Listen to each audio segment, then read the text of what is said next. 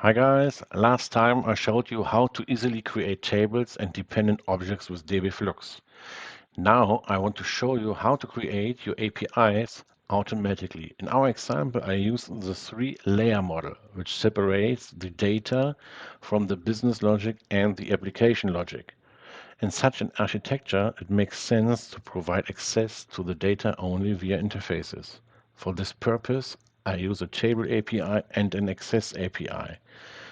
I have placed these scripts in the so-called hooks folder.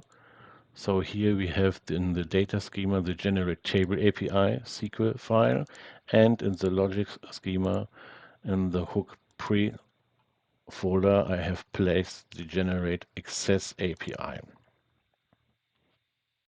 To automate the creation of these packages, which are based on tables, dbFlux offers so-called custom trigger runs. In short, whenever a specific file is built using the compile current file command, you can specify which file should be executed in addition to this one.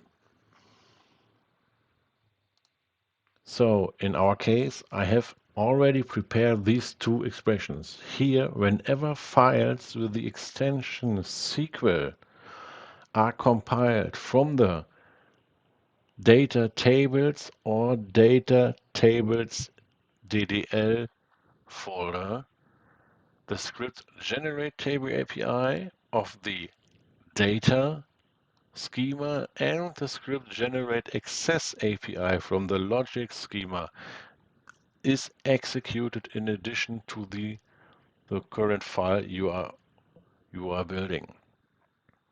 So both scripts expect three parameters, but for us here only the third one is important, and this one is the file name of the current file. And now if I run this file, let me place a drop because I already built that file.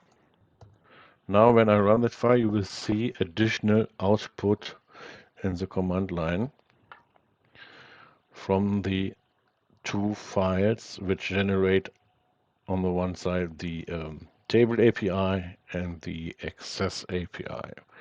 And that's it for now. And next time I will show you how dbFlux can support you when you want to make table changes.